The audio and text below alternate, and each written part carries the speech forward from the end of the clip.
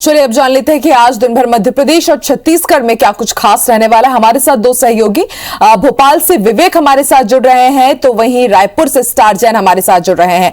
सबसे पहले विवेक, मैं आपकी तरफ रुख करती हूं। आप बताइए आज मध्य प्रदेश में क्या कुछ खास रहने वाला है, बड़ी सियासी हलचल और वो दूसरी खबरें जो आम जनता के लिए बेहद खास रहेंगी।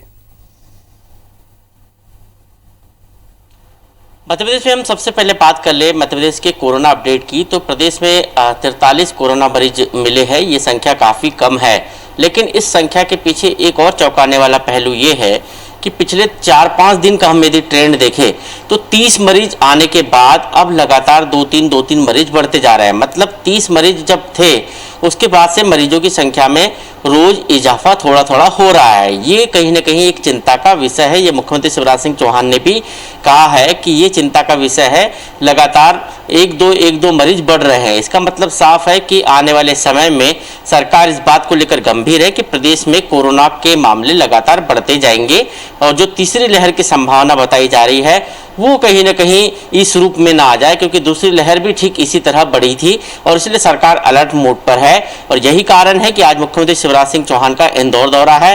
वो वहां पर कोरोना की तीसरी लहर की व्यवस्थाओं का जायजा लेंगे, अधिकारियों के साथ मीटिंग करेंगे, कुछ अस्पतालों का उद्घाटन भी करेंगे और विभिन्न कार्यक्रमों में शामिल होंगे। क्योंकि सबसे ज्यादा कोविड का असर यदि कहीं पड़ा था तो वो इंदौर शहर में पड़ा था और यही कारण है कि कल मुख्यमंत्री ने ये कहा था कि वो आज भोपाल में आज भोपाल में जो कार्डियो अस्पताल है उसका उद्घाटन कर रहे हैं। इसके बाद उनका जो दौरा है वो इंदौर होगा और जबलपुर भी आने वाले 7 जुलाई को वो जाएंगे।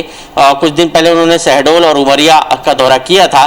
कुल मिलाकर सरकार की तैयारी तीसरी लहर की है और उन्होंने यहाँ तक संकेत दिए थे कि दूध का जला छाछ भी फूक फूक कर पीता है। मतलब सरकार ने दूसरी लहर से बहुत कुछ सबक लिया है और इसलिए एडवांस प्लानिंग में सरकार है। हम लोगों के लिए राहत की बात भले हो कि मरीजों की संख्या कम आ रही है, लेकिन धीरे धीरे जो मरीजों की संख्या बढ़ रही है ये सभी के लिए चिंता का विषय है, क्योंकि अब सब कुछ अनलॉक हो चुका है और इसलिए जब तक हम कोविड के अनुकूल व्यवहार का पालन नहीं करेंगे, कोविड गाइडलाइन का पालन नहीं करेंगे, तब तक हम तीसरी लहर को आने से नहीं रोक सकते। तो सरकार का जोर भी इस ओर है कि ज़्यादा से ज़्यादा लोगों को टीका लगा दिया जाए, ज़्यादा से ज़्यादा लोगों को पहला डोज लगाए और जिन लोगों को पहला डोज लग चुका है उनको दूसरा डोज लगाया जाए।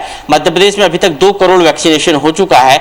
ऐसी स्थिति में सरकार का टारगेट है कि अक्टूबर तक 100% वैक्सीनेशन की जो जनसंख्या है उनको वैक्सीनेट किया जा सके और इसलिए सरकार वैक्सीनेशन पर जोर दे रही है। लोगों से अपील कर रही है कि मास्क लगाए, भीड़ भाड़ वाली जगह में यदि जाते हैं तो कोविड की गाइडलाइन का पालन करें। इसके साथ ही मध्य प्रदेश में हम बात करें तो जो नर्सेस है उनकी हड़ताल लगातार जारी है। अपनी मांगों को लेकर नर्सेस लगातार हड़ताल कर रही है। जो नर्सेस मेडिकल कॉलेजों में है, चिकित्सा शिक्षा विभाग के अंतर्गत आने वाले मेडिकल कॉलेजों में, वो लगातार पिछले 4 दिन से हड़ताल कर रही है। हालांकि उनकी मांगों पर सरकार की तरफ से लगातार विचार किया जा रहा है, कुछ मांगे उनकी मानी भी गई है, लेकिन अभी भी हड़ताल जारी है और उसकी उनकी हड़तालों का असर जो है प्रदेश के मेडिकल कॉलेजों में स्वास्थ्य सुविधाओं पर पड़ रहा है, मरीजों पर पड़ रहा है। सरकार की तरफ से लगातार बातचीत की पेशकश भी हो रही है, लेकिन अभी तक किसी प्रकार का कोई हल नहीं निकला इस पूरे मामले में। इसके अलावा यदि प्रदेश की गतिविधि की बात करें तो कांग्रेस में भी लगातार बैठकों का दौर है। उपचुनाव के अलावा नगरीय निकाय और अन्य चुनावों की तैयारियों में कांग्रेस लगी हुई है। प्रदेश बीजेपी भी अपने संगठनात्मक गतिविधियों में लगी हुई है। जी ठीक है विवेक, आप भी इन तमाम खबरों पर नजर बना के रखिएगा जैसे ही सीएम शिवराज सिंह चौहान इंदौर पहुंचेंगे। इसके अलावा जो दूसरी बैठकें होनी है उसके बारे में भी आपसे जानकारी जरूर लेंगे। हमारे साथ स्टार भी बने हुए हैं। स्टार, मध्य प्रदेश के बारे में हमने जानकारी ली, अब छत्तीसगढ़ में आज दिन भर क्या कुछ खास रहने वाला है?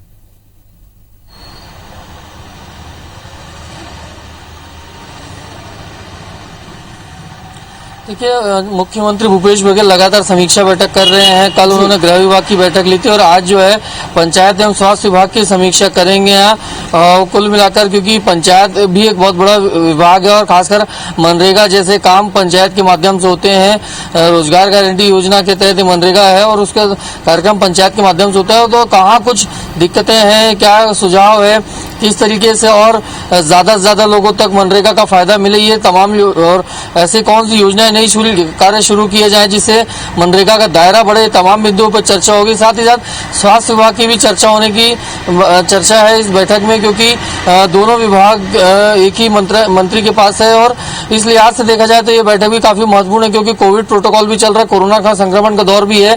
तो ऐसे में स्वास्थ्य में और क्या गुंजाइश है, किस तरीके से बेटर किया जाना है, क्योंकि आने वाले समय में और चुनौतियां नई सामने आएगी। तो इन चीजों से कैसे निपटना है, इसकी तैयारियां कैसे करना है, इन तमाम बिंदुओं पर चर्चा होगी और ये सबसे बड़ी खबर रहेगी। इसके अलावा बात करूं तो मुख्यमंत्री भूपेश बघेल भिलाई में एक फिजियोथेरेपी क्लिनिक का शुभारंभ करेंगे, हालांकि वर्चुअल मोड से होगा।